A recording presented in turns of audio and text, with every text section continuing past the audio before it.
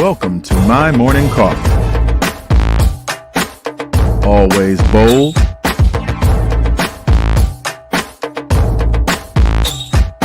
hot, and full of flavor.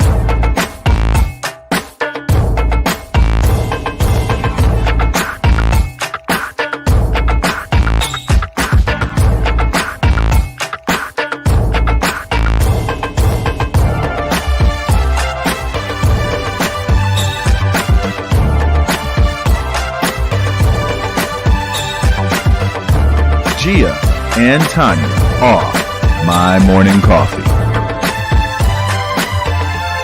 What's in your cup?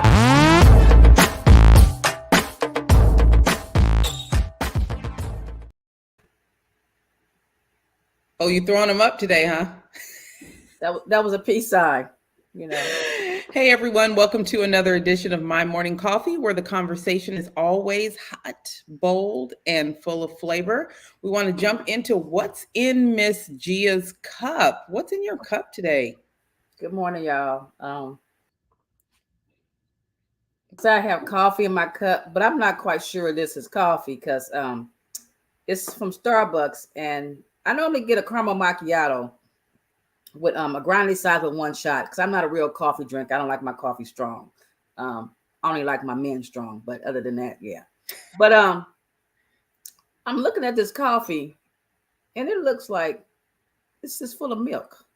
It's so light. It's it's like how they say, back in the day, like the guys who want a light-skinned chick. Yeah, I got some light-skinned chick coffee because this coffee is so light. But I'm drinking coffee to try to pick me up. Not that I'm like tired from sleepy. I think I'm just tired from just being tired of just all kind of stuff. When you got a lot of stuff going on and you're trying to figure stuff out and you're trying to, you get your pen and paper out and you try to make your little things to do list and try to tackle this stuff. And at the end of the day, when you don't get a lot of stuff accomplished, like at least for me, I feel like, God, I haven't got anything done, and I don't like to feel that way. So I'm just, coffee hopefully will lift me up and warm the inside of my body and stuff. So that's really what's going on. What have I been up to?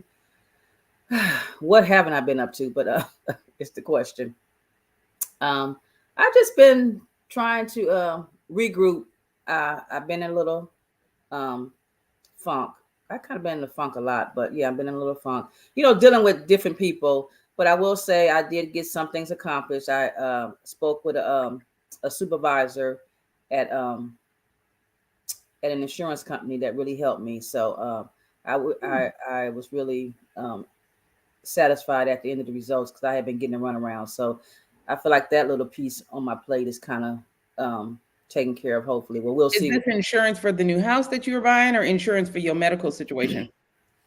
This is some insurance for my medical situation. So hopefully, so I'm not going to say it's all resolved, but hopefully the check will be in the mail. I get the check, and then when I go to get the check, I'll say, okay, everything. But no, she was very, very helpful, and I really appreciate it because I have been dealing with them for a long time, getting different stories and stuff like that. And she finally helped me, and then she called me. Normally, they don't call you back. So I was impressed. She called me back, and she said she was going to call me, and she did. So I was just like, wow, So, but I'm glad I got her. You know how when you got to call and hit the numbers, hit this number for that number, you get all these different people. I got her one day, and she was really, really, really, really. She listened, because half the time nowadays people don't want to listen. That's the problem with society. Ain't nobody listening. They don't want to listen. Everybody got an answer, but they ain't heard the question, or they ain't heard all the situation, but they ready to speak. So she actually listened and I explained everything and stuff. And after I did that, she reviewed the stuff, and she was like, "Yeah, it's right here. I don't see why it got missed, and stuff." So I'm gonna have to give a shout out to her, and I'm gonna give a shout out to her because I think based on her voice, and I know y'all might think this kind of might be it might be a little racist or something, but it's not a little biased. But I think she was a sister girl. And I was just like, hey, so she came with it, So shout out to Black Girl Magic because she had some Black Girl Magic going on. So I'm glad that she was able to take care of you. That's dope. I know you've been struggling with that, and we always talk about why it should not be this difficult to get taken care of, but I'm glad there's someone there advocating for the patient. So congratulations and thank you to her. Yeah. So that was one thing. I've been trying to be creative. You know, Juneteenth is coming up. I got 2 events this week, so I've been trying to make some things for Juneteenth. Um, so I've been busy doing that, and you know, just trying to get my life in order, get my you know, been reflected on my business, you know, in direction needs to go in, Yeah. and things like that. And then I've been thinking, you know, I need I really think before I didn't understand why people had assistants and stuff like that, but the more I get as I get older, and I realize I'm not, you know, my brain ain't as young as I look. It's like, yeah, I might need to hire somebody to help me out to do a few things, because you get very you can get very overwhelming trying to run a business. Yep. And we always talk about you need a team, but I actually do need a team. I need some peoples. So I need to maybe sit down and work on that, see what that looks like, especially for my social media and stuff. Because, girl, I be trying, and I be like, I look, told you I got somebody for you. yeah, sometimes I don't be in the mood, and Right. I be trying to type stuff, put stuff out, and I be thinking, I know probably people probably saying, what the heck is Gia talking about? But hey, you know, I just I be trying.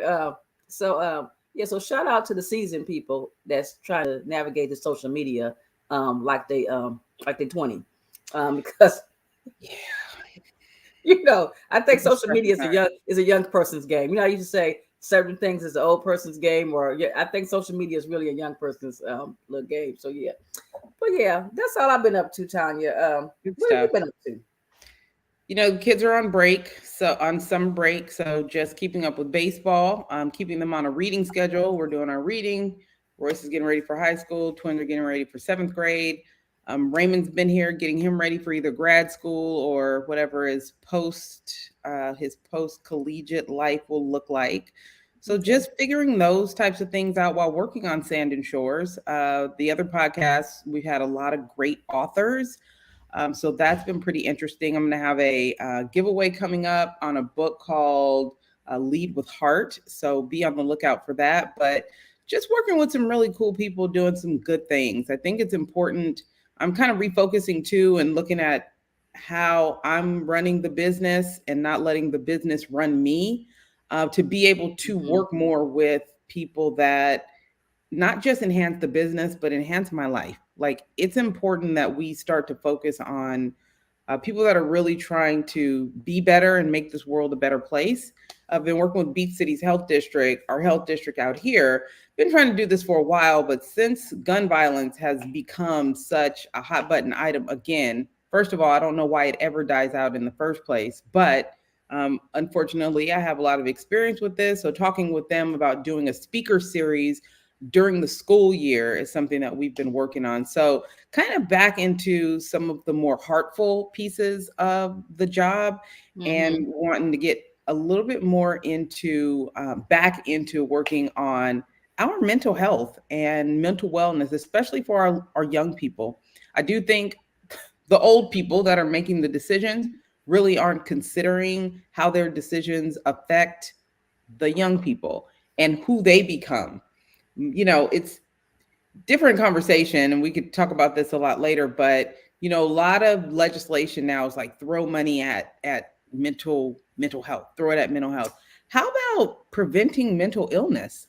How about looking at some of the things that we do as a society and how it actually harms young people? They become traumatized, become adults with trauma, and then we have things like, I don't know, mass shootings. So there's so many different ways to kind of look at what's been going on. So I've been working a lot with my book again and working on some things for next year, but just getting back into the heart of it and why PR is so important to me in the first place, which is the storytelling piece of it. um, there's good people out there that have done some amazing things, and concentrating on those stories is really the heart of what I do. So getting back to that and kind of cleaning out some of the busy work that's not as important Mm-hmm. is kind of what I've been working on. So if you see me in a kind of a kerfluffle, I'm still trying to figure it out. I'm trying to figure it out. So, you know, be patient with your girl. I'm trying to get it together. Yeah. Well, that's good. Sounds like you've been doing some family stuff, with the kids, with the graduations and stuff like that. It's and that's really good.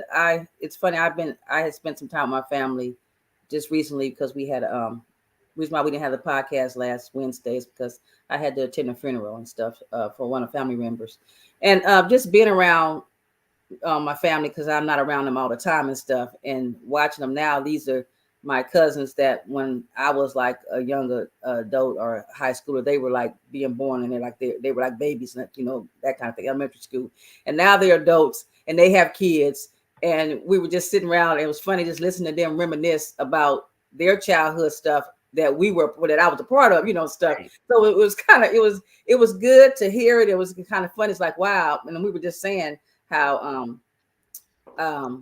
about family reunions and stuff, how we don't have those, at least my family don't have those and have never had one, and how we should really have one because it's, I have a lot of family on my mom's side that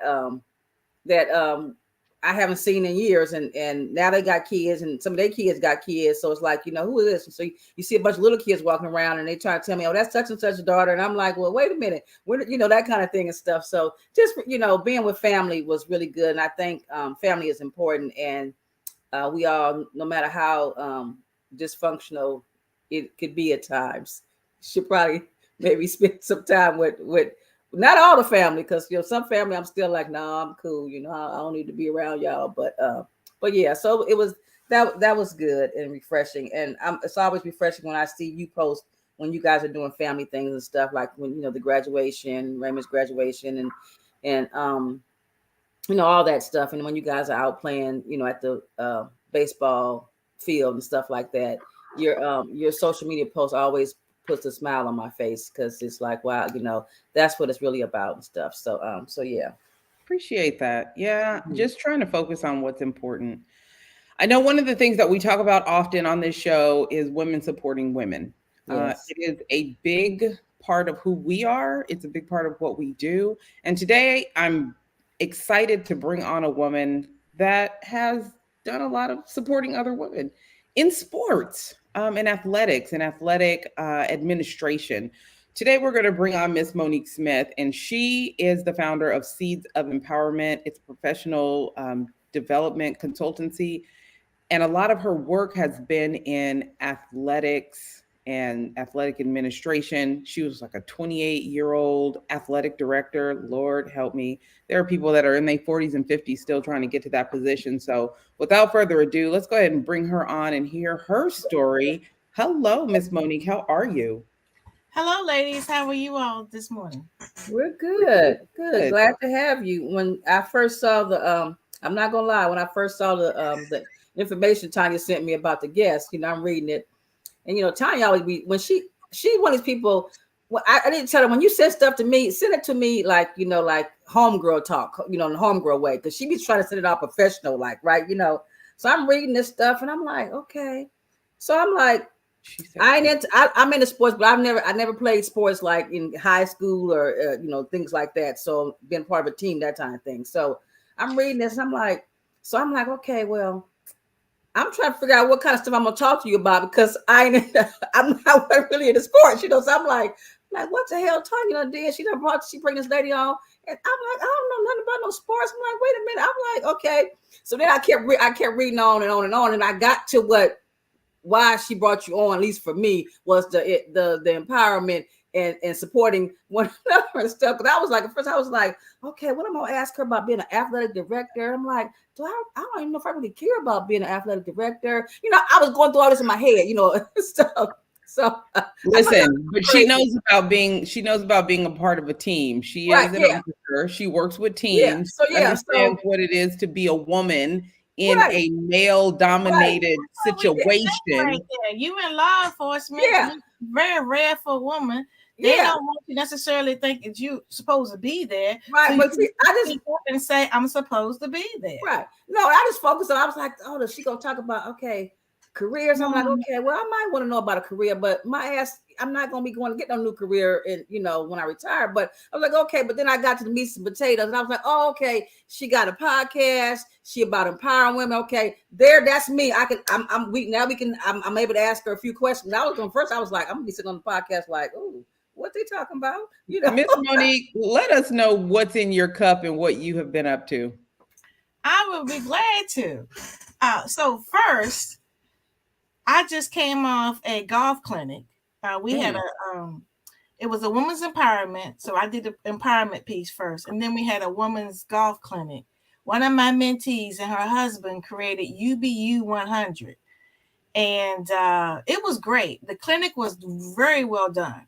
Very well done. And I was happy because some of my members of my tribe came out. Well, I call my tribe the Garden.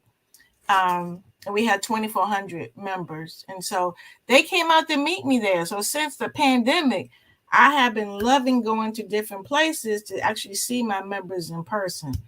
But what I'm really working on, I'm having a live event in Las Vegas, June 27th. It's at the convention of NACDA, which is National Association of Collegiate Athletic Directors. They have their big piece. I'm going to be in my timeshare. Everybody's going to come over to my timeshare, and we're going to celebrate each other. It's our 8th annual listener appreciation reception. We've had the podcast for 9 years. And it's exciting because we're going to celebrate, because I created a magazine. It's called Significance in Athletics and Sports. So we're going to celebrate the individuals that are in the magazine. So instead of having a book signing, we're going to have a significance signing. So they're going to find their page and they're going to sign it.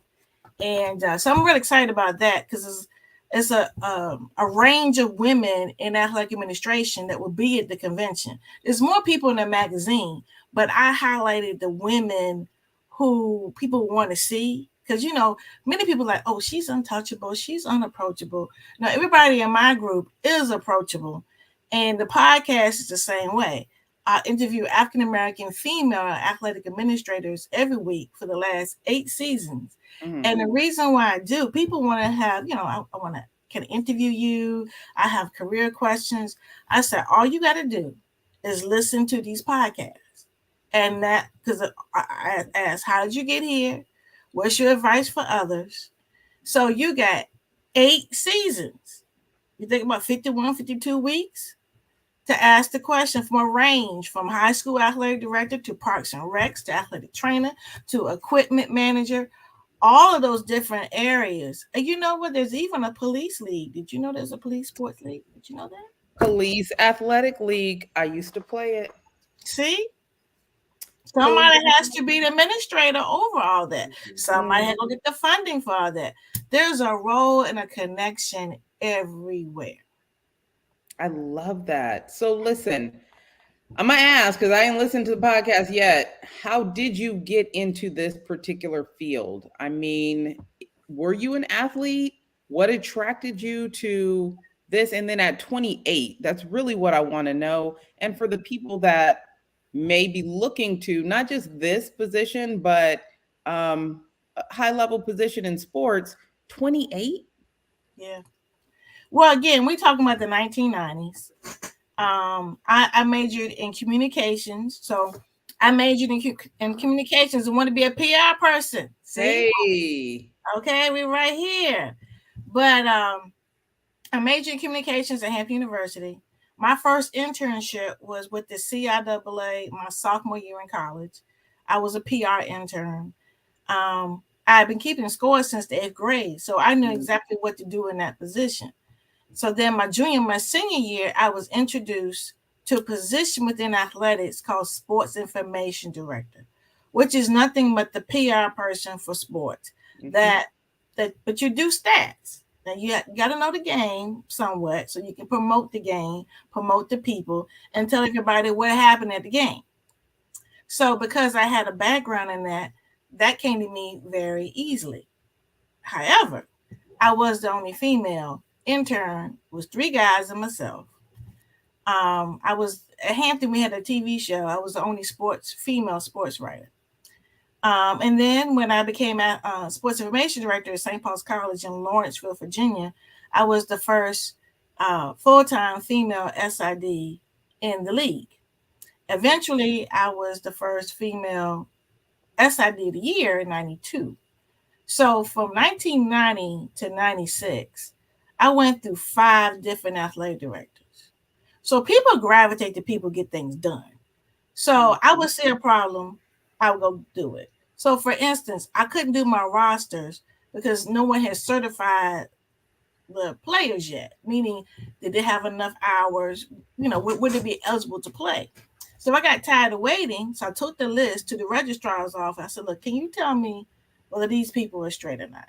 So I began to look to see, what she did and how she did it. And that's almost, again, I'm like 22 years old, 23. I'm just a problem solver because, it's like you can't go to the next step because you wait for somebody else to do it. You might as well go learn to do it yourself. And that's what happened. I was hired by the first female athletic director of the CIAA, Jeanette Lee. Unfortunately, she became sick after 1 year working with her, and she died within a year of being diagnosed. And so that was devastating enough. But I have all these young people looking at me like, where's my financial aid? My bill's not straight. Let alone I don't get along with my roommate, all of that. I had to grow up real fast. So by the time 96 came along, I was volunteering for the Olympics. I was a press steward for basketball. And the president tracked me down to say, did you know that your AD is leaving?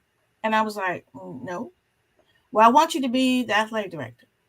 And I'm like, and he put a caveat. I want you to be interim because I don't trust these men. They can not. I was like, okay, fine. I hear you. I don't know if I want to be bothered. I said, let me think about it. And so I hung up, did my work where I was in the press room, went out to eat, and I'm at Applebee's. And I come out of Applebee's, and it's like a parking lot on the interstate. The bomb had just gone off. And I was like, whoa. And I said, life is short. I'm going to take this position, and I'm going to do like my male counterparts. They'll take something and they'll have a clue what to do. Say it again, girl. Say it again. And so I said, I'm going to take this thing and I'm just going to grow from it. And I did. And I was in that position for 2 years. I'll be very quite frank with you. I was in the midst of a divorce, separation. And I just said, peace of mind is something I can't put a price to. And I got to be peace out. And it was hard because a lot of people were like, just like you're 28 years old. And how'd you get that? And, you're a role model for us. And I was such a role model that I really couldn't share what was really going on with me. Mm-hmm. And to be honest, I was about to lose my dignity because I was going to probably act out. I was going to probably do a Will Smith. And I said, let me depart while I have my dignity. And the town was real small. I mean, it was like one stoplight town. So it was just too much. So I went to Division I to be compliance director. And then the commissioner said, come back home. And I went to work for the CIAA for 13 years as associate commissioner. Wow. Hey, congratulations. That's awesome.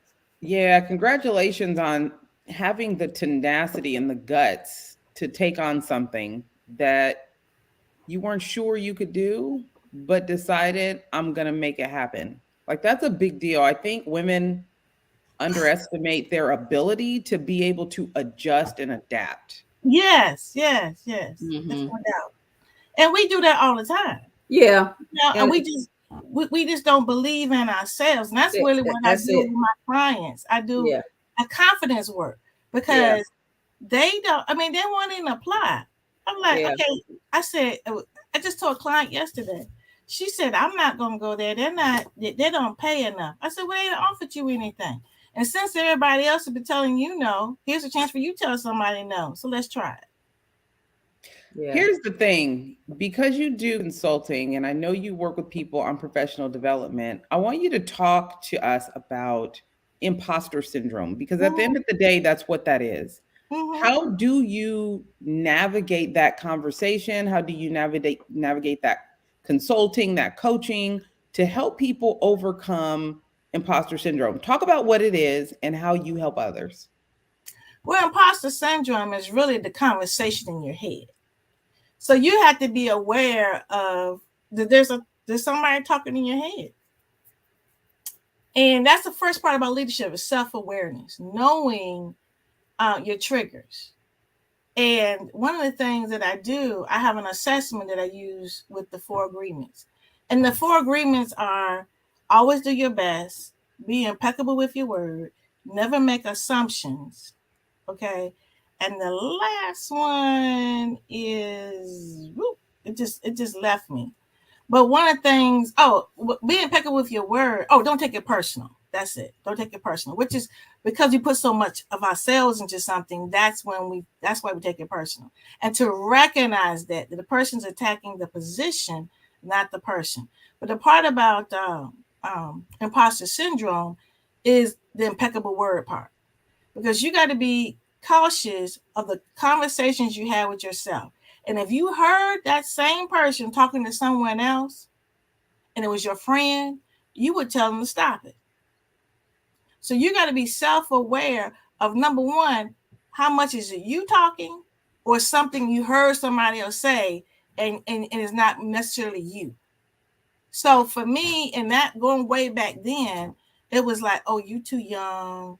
Oh, they want to water down a position. Or they just want to hire you because they don't have to pay you much. All of that. And so what the bomb did, it stopped that whole conversation. That fear, like, and then it was the fear of not being able to grow. Because one thing I know that guides me is having an influence with somebody and having an opportunity to grow. So that stopped the conversation, all that negativity, and brought me back to reality. If I don't take this, number one, I might be stuck with a 6 athletic director that don't know what he's doing. Yeah, it's funny. We talk about imposter syndrome, and I think, like Tonya saying, you're a coach, and you coach people in personal development. But I think with everybody, sometimes we need to be our own coach. Like, I'm good at coaching other people, telling other people how great they are, and they can do something. They can do something, but I don't necessarily do that to myself when it comes to certain situations. I'd be like, no, no, I don't think this, and I don't think I should do this because of this, and things like that. And I think we need to get out that mindset and get in the mindset that we have to coach ourselves, become our own coach within our head, like you said, because it's really in our head, the self-doubts and things like that. Mm-hmm. Well, one of the things I teach them is you go for confirmation, all right, and conviction versus affirmation. So confirmation and conviction are internal. That's why I'm really very cautious of my intake. I don't watch the news. I get the news, but I don't watch, because again, I majored in that, so I know is the way it's designed is to draw you in and not necessarily to educate you. And so I'm all about education. So please don't think I'm being blinded out here.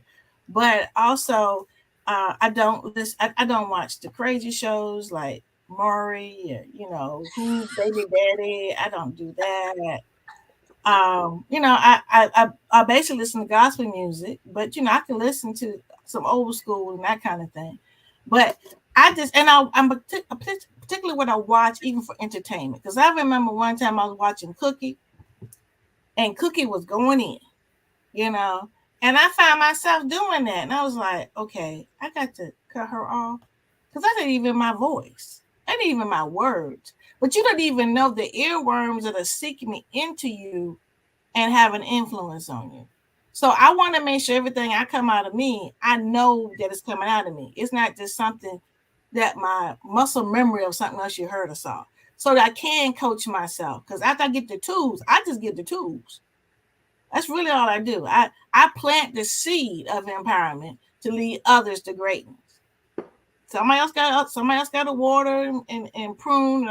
I'm just planting the seed. I love that. So, how did you decide to start helping other women in particular get into these positions? And what is your methodology for kind of gearing them towards greatness? Because at the end of the day, that's what it is. It's maybe their fear of it or their desire for it, but not necessarily feeling like they have the tools. How did you start that in particular? And then what's your method? Well, I'm gonna go the opposite direction. I'm gonna tell the method first before I forget it. Because you said gear them toward. So mine is called lead your ship. So you can, as you say, coach yourself. And so I the first question is who or what is guiding your ship? How do you make decisions?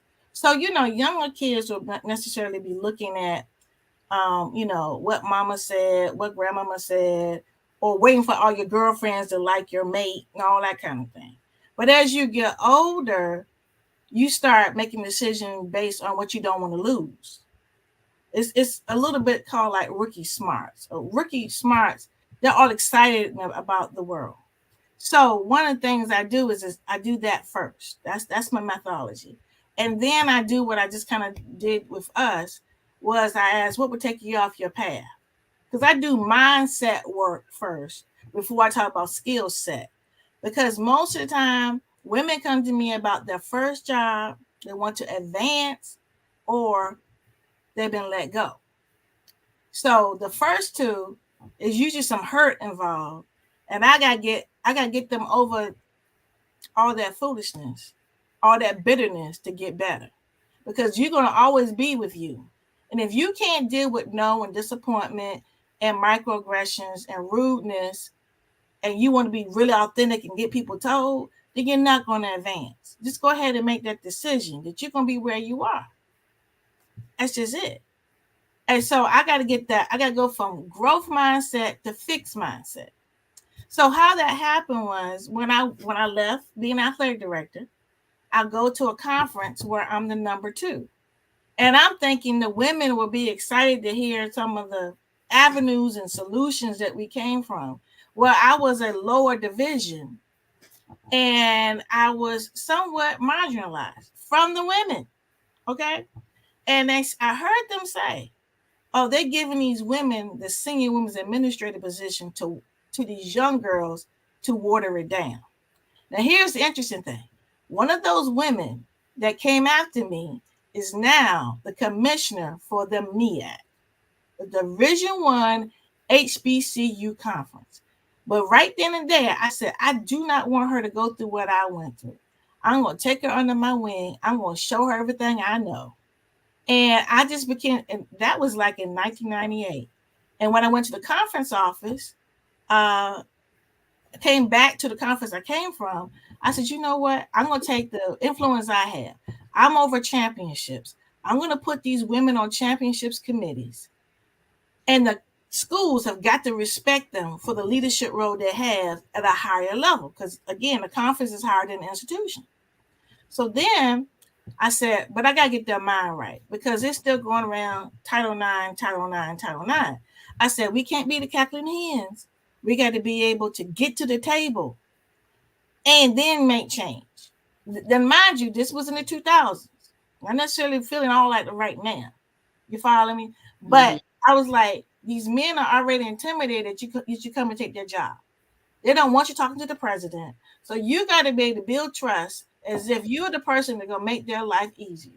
So when those individuals start moving on up, there are like, I can name like 10 women right now that have been athletic director or currently athletic directors who came through the training that we created. So professional development is what I enjoyed the most, even doing all the championships, all the events, all the concerts, all of that. That's the part I enjoyed the most.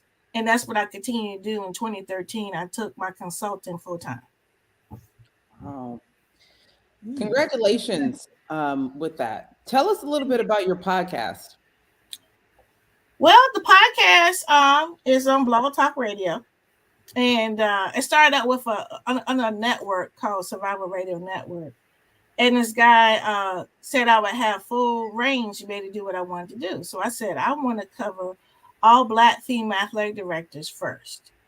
And he didn't know anything about it. He was like, well, you won't be on there long. I was like, watch. As you heard me say, I got 8 seasons under my belt. And he enjoyed the show so much that he didn't let anybody else be the engineer. So I interviewed, and here's the interesting thing. I didn't know anything about Facebook. He said, you need to have a Facebook group. If you're going to do this podcast, you got to have a Facebook group. So I began to, from a business standpoint, I used the podcast as a lead magnet to draw the women to the Facebook group because this networking is what they're missing. They're missing that connection to build their confidence. When you see other women getting that promotion, you're going like, I can do it. I had one female athletic director who's an athletic director now, who at the time was listening to my podcast. She said it gave her life because she was at home. She took the mommy track for a moment. And it said that she could get back in. And she would listen to that podcast just to get her going. And she's actually in the first issue of the magazine Significance in Athletics and Sports. So that keeps me going. I mean, I drop the seeds inside the Facebook group. And the Facebook group, again, has grown to over 2,400 members. Very good. I'm excited about that. So listen, let the people know how they can keep up with you, how they can support, or outside of athletics, what are some of the other genres that you do some consulting on where you might be able to help out? Well, mindset work, growth work, what we're talking about today, women in leadership helping each other. My whole framework can be used in any type of industry as it relates to building confidence. And I do staff retreats because you were asking what have you been up to? So the first part of this week, Monday and Tuesday, I was doing executive coaching for the staff at Winston-Salem State University.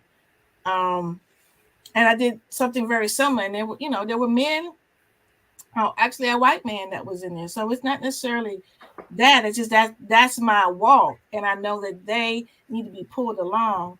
But I do have male mentees as well. And I do speak in other industries as it relates to women in male-dominated fields, mindset work, just leadership, period. But the staff retreats that I do are really about how do you listen and lead. And my newest workshop is called Our Playing Field is Expanding. So instead of talking about change, so if I say the word change, people get defensive and they have anxiety. But I say expanding, you're excited about what I have to hear. So as it relates to athletic administration, there are other entities now other than wins and losses. You got to consider social justice. You got to consider name, image, and likeness. And you must consider mental health. So if you're going to coach the way you were coached, you're going to get a pink slip because or kids going to go to the portal and you going to have a team. So me knowing what's going on in the outside world, and I also teach at Hampton University. I teach sports management courses. So, wow, very good. Well, listen, we want to thank you for taking the time to come hang out with us. We definitely want you to know that once you have been to My Morning Coffee, you're always going to be a part of the My Morning Coffee family. So when you have cool stuff going on, let us know so we can keep our viewers updated. All of that information from your social media to the podcast, it'll be in the captions so everyone can go check it out. And definitely share this, you guys. Share it with other women in leadership. Share it with other women in athletics and sports. And let's make sure that we support each other by sharing the information that is important to each of us. So thank you so much, Miss Monique, for joining us today. And we look forward to all the cool things that you have going on. Thank you so much. Have a good rest of your day. Thanks. So what'd you think?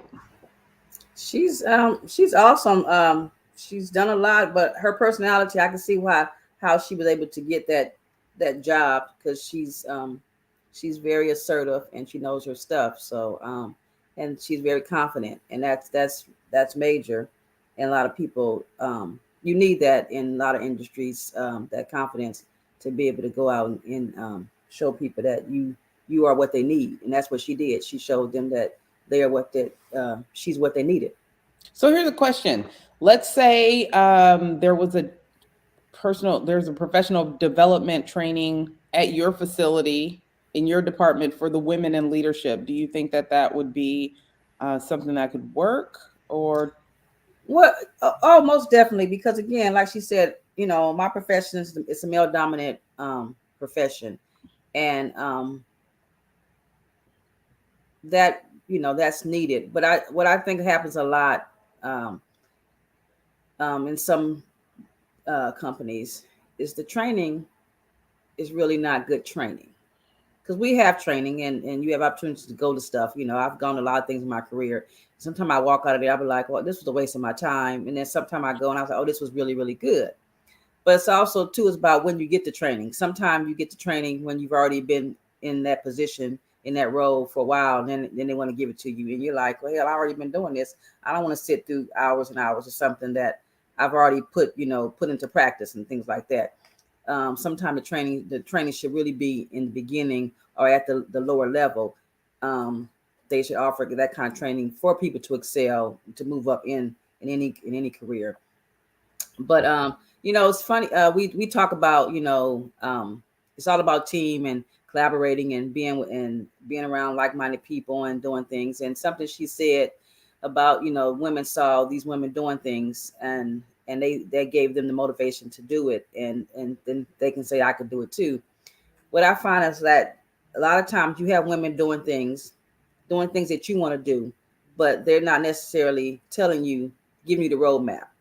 People will always say, "Oh, you could do it, and that's how it is in even my profession. I remember when you work in custody and you're getting ready to go to patrol, and you ask people who already been to patrol, what's it like?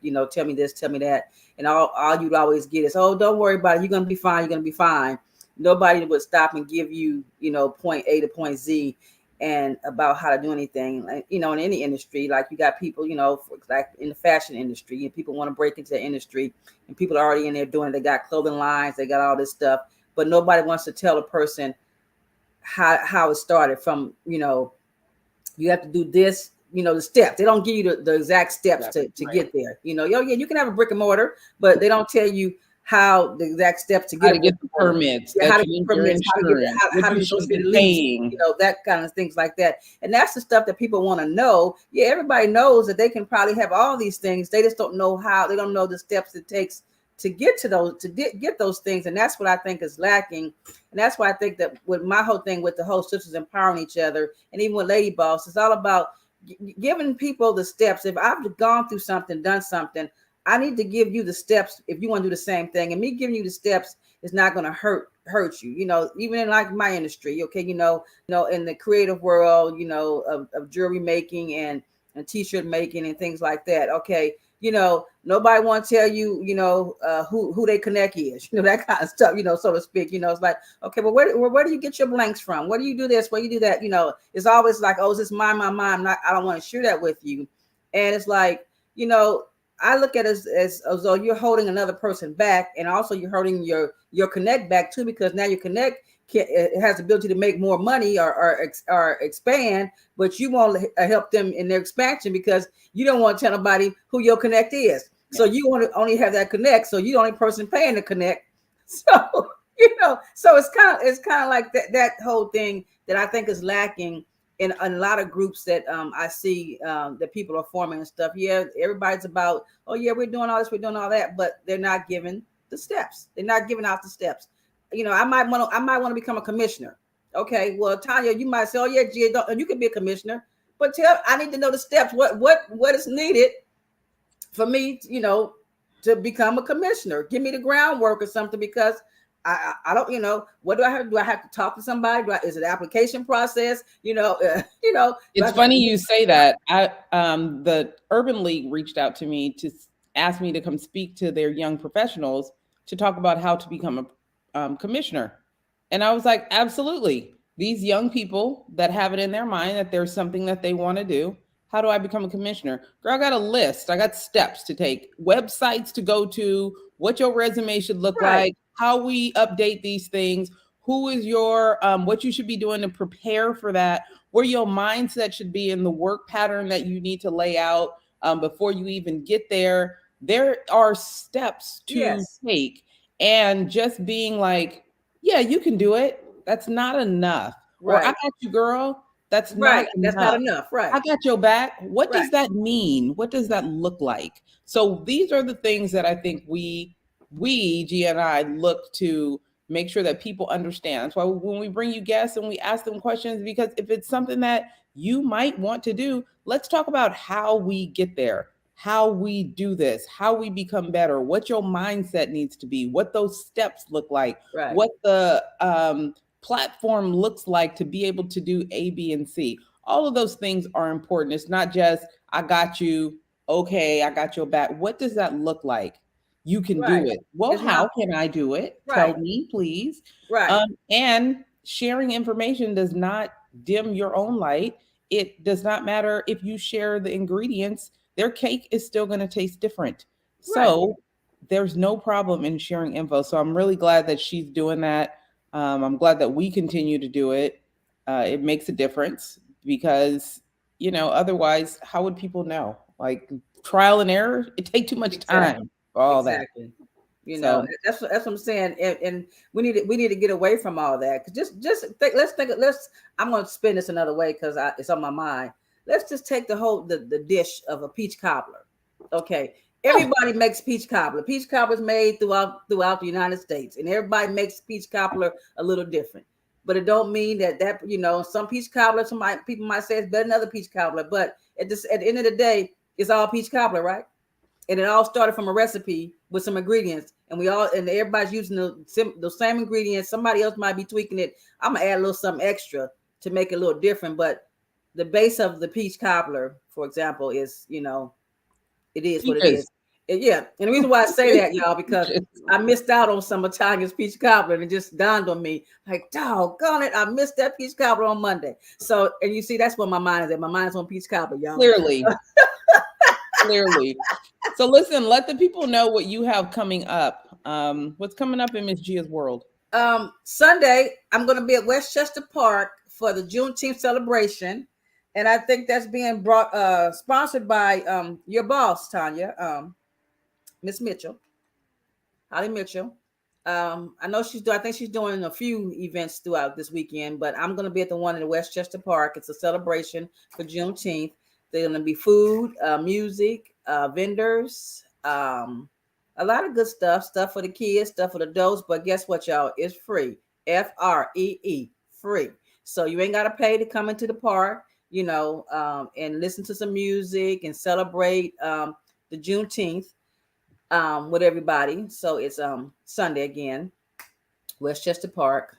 The time, I want to say, don't quote me on that, but let's just say, because y'all ain't getting up that early anyway on Sunday. So, let's just say it's 11 to 5. Or 11 to 7. But you'll see us. We'll be at Westchester Park. Listen for the music and look for the tents and all the fun that's going to be happening on Sunday. That's where I'll be. Other than that, I don't have anything else going on this week. Just trying to prepare for that. And but you guys can always find me, on social media, the Mahogany Box on Facebook and on Instagram. I know I haven't been posting a whole lot of late. I'm just I've been kind of burnt out. So, but no, I got some things I'm working on, some new creations, but I'm always working on a creation or two, to put out there for you guys. But if you see something on my social media, because my social media is really about my products, it's not really much about my life, because my life is really my products right now. So you see something that you like, don't be afraid to click the like or the share button or the DM and ask me about it. How can you get one, how can you rock one, that kind of thing, stuff. If you want some custom stuff, get at me too. We do custom work. We just finished doing a family reunion, some gear for a family reunion. We did hats and t-shirts. So that was fun and a lot of work, but we got it done. Your girl got it done. This one woman show. So everything that I do it. So you can't get nothing rushed. Don't call me today tell me you want something tomorrow. You might not be able to get it because it might be a few people ahead of you that already got their order in. So, but yeah. I just want to throw that out there because you get that a lot when you're an entrepreneur, especially in the creative world stuff. People want to call you and, oh, I need this, and then when you tell them, oh, I won't be able to get it for you, they kind of find it hard to believe, stuff. It's like, well, you want it tomorrow and, and it's like 5:00 today and you want it tomorrow at 8, it's like in the morning. I'm like, oh, okay. Well, your people. Right. So, your people. So, yeah. So I will be at the Juneteenth celebration on Friday. You're there on Sunday. We have a Juneteenth celebration on Friday at the Irving Magic Johnson Park on the 17th. That's Friday. Yep. 12:00 to 4:00. Yes, from Supervisor Mitchell and Team Mitchell will be there. It will be a great time. We just had our Redondo Beach State of the City event, and we did we had some Team Mitchell people out there too. So we're all over the place. We're saturating the South. So you won't be at the one in Westchester? I don't know what. It's Sunday. That's Father's Day. So probably not, because it's Father's Day. For y'all that don't know, Sunday is Father's Day. It is not Single Mother's Day. It is Father's Day. Okay, so y'all celebrating fathers for Father's Day. Even if it's not yours, there is fathers out there doing fatherly things. So find one and celebrate, or 2 or 10. Okay, they need celebration too. Well, y'all can always, some of y'all can bring your fathers out to the Juneteenth and celebrate them there. That is true. So yeah, I just thought I would see your face. But I think we have a Father's Day baseball thing. Oh, okay. Well, so I gotta, you got a baseball. Yeah, I get it. We'll see. Well, if not, then we'll be out there. We might be out there, depending. He might want to go hang out with his boys. We'll figure it out. So you guys find somebody, some father to celebrate. Tap in if you need anything PR, storytelling, mental health wise. Hit Gia if you need anything creative.